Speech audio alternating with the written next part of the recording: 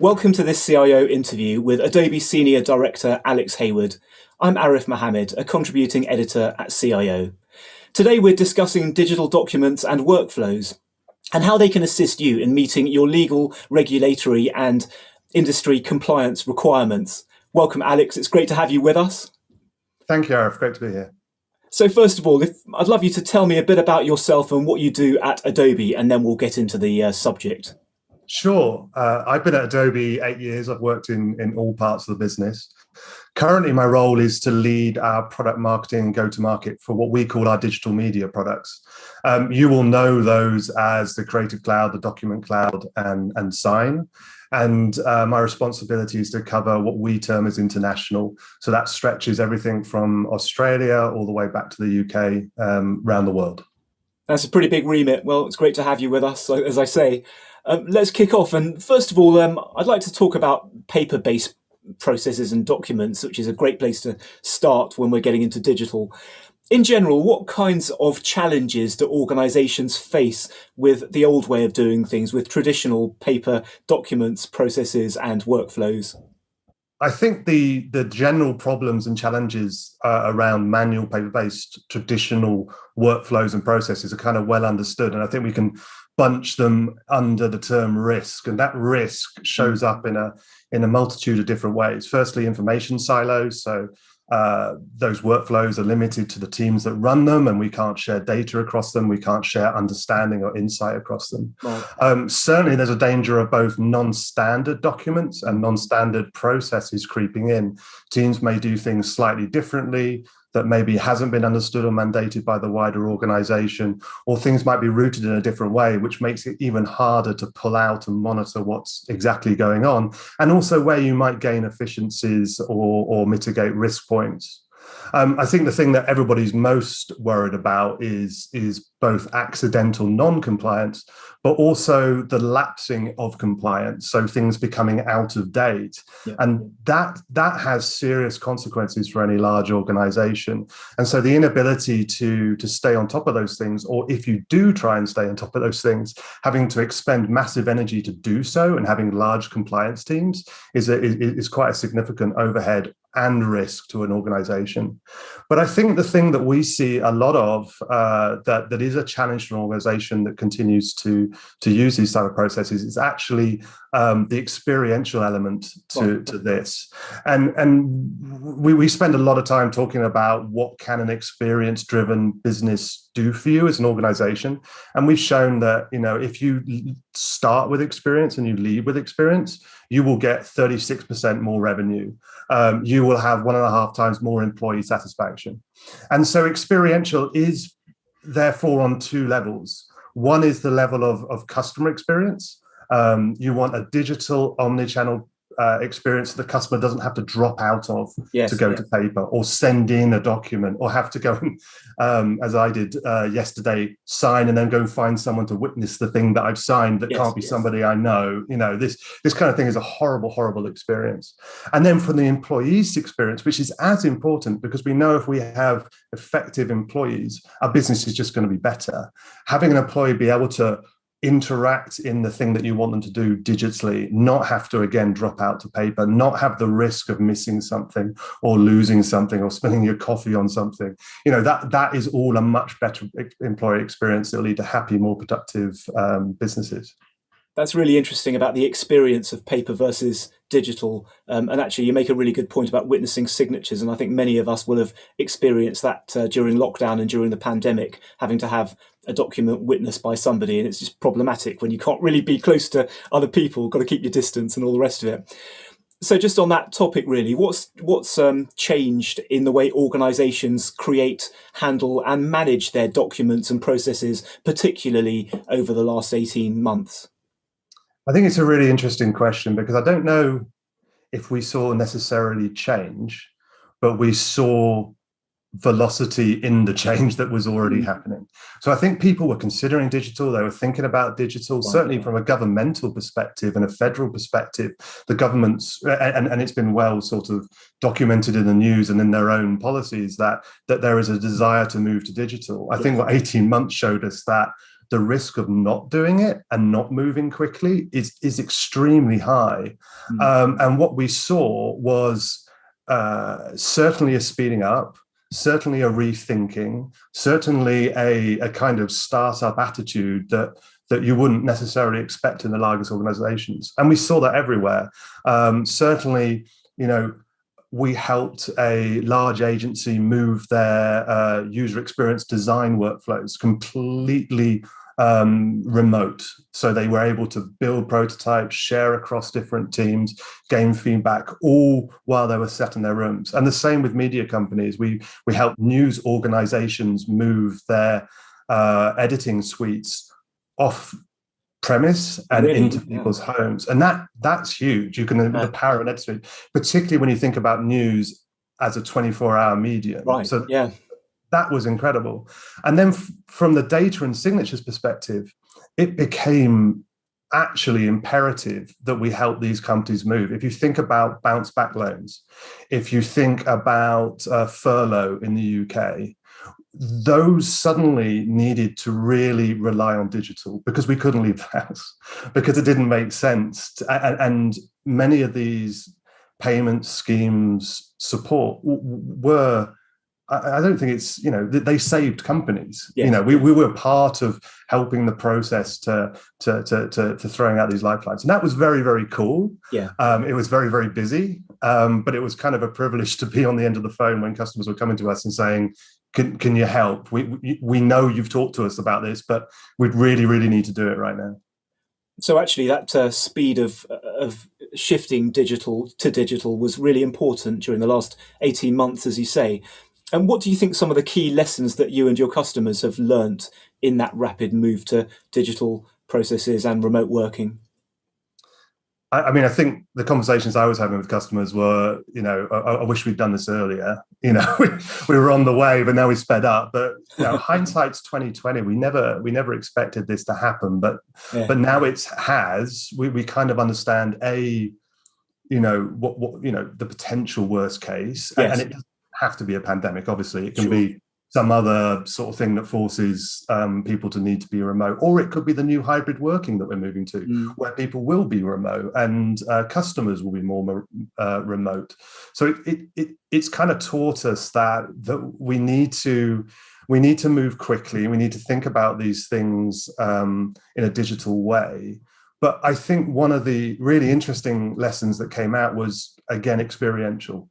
If you don't design these things with experience in mind, if you don't make the customer journey good, if you don't have solutions that are flexible enough to deal with, a new loan scheme that comes in, or a new compliance rule that comes about, or a trust ID certification process that you need to take into account, you kind of end up in almost as bad a place as the paper workflow in itself. And again, going back to the idea of experience, if the experience is horrible for the customer, if the experience is horrible for the employee, it's not going to go very far.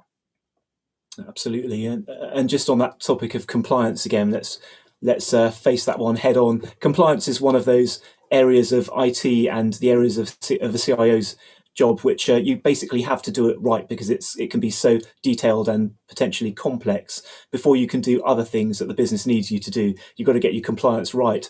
And actually it comes with particular challenges when we're talking about documents and workflows. It seems to me that global compliance requirements have become more complex over time. Why is that, and how should organizations respond?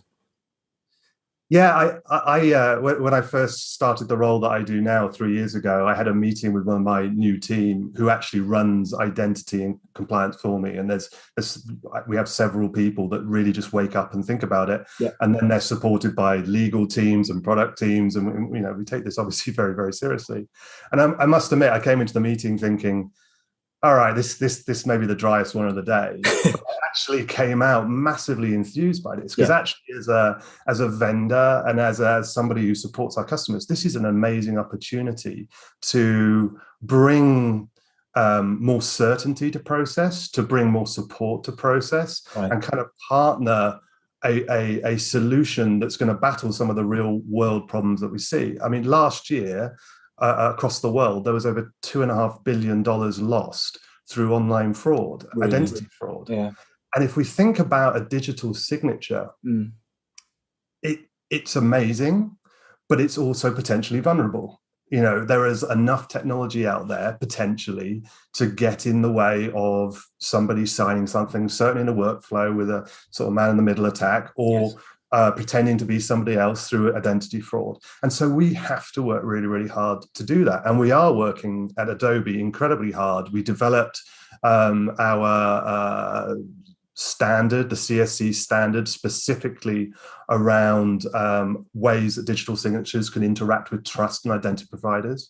We provide guarantees around Acrobat. So we have an Acrobat trust list that people can apply. So when you look at an Acrobat document, that's a trusted source for that document, and it will tell you if it's not. So there's visual cues.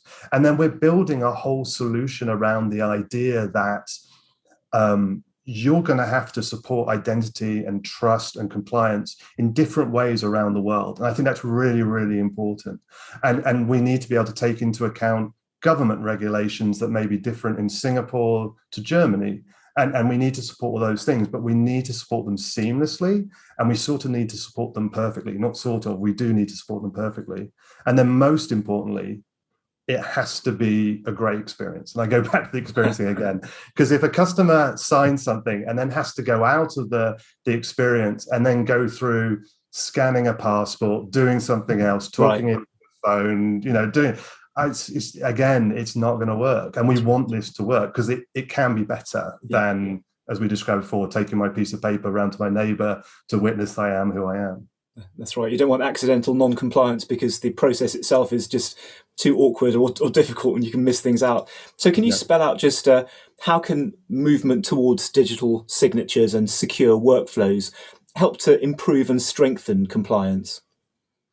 I think this is where we really get into the data element of it. So we have a solution that's open enough to deal with the changing landscape, number one. So if a government brings in a new identity schema, we have a standard to which a solution can accept that and bring it online and then bring it into the workflow. I think that openness is really important. Once you've got that, you have amazing power at your fingertips. You've got audit trails and exactly the flow of something that you might set up. So you know exactly where there might have been an attack, or from a business perspective, you can see from where it goes well and where it doesn't go well. How can I make this better? How you can start thinking about it more from a marketing and customer experience perspective, but also from a defensive perspective, that if anything should go wrong, I know exactly where it has, and I can track that back.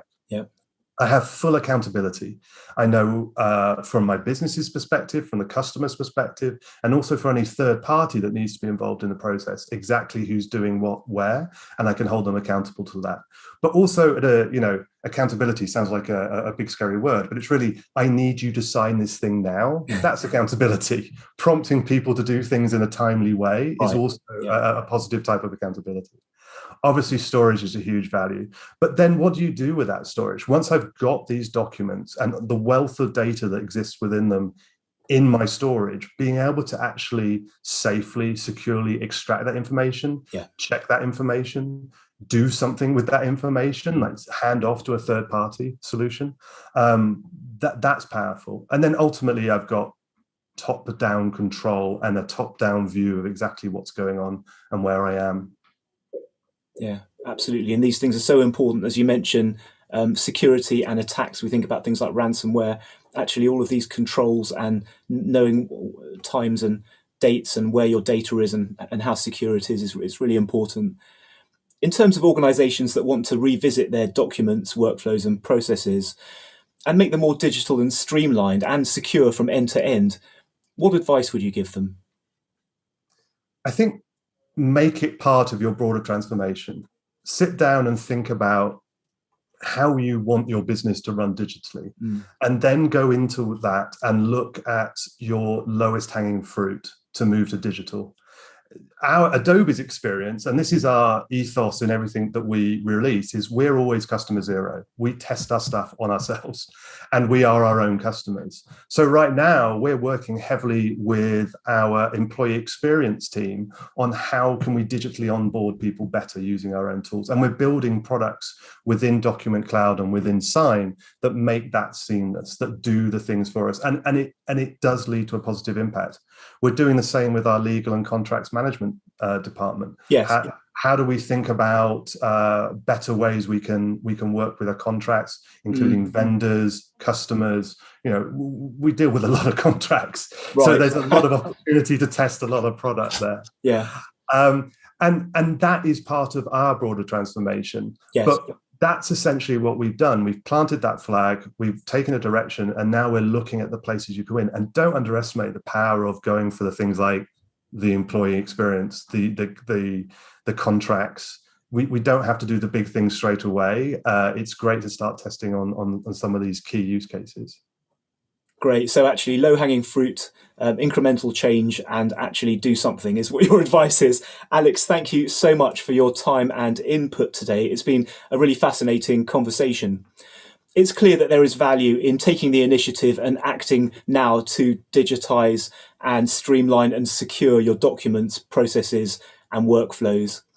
And if you've been watching this interview today and would like to learn more, then please do continue to browse the Business Move site on CIO, or you can contact Adobe on the link that will come up on your screen. I'm Arif Mohammed for CIO. Thanks for watching.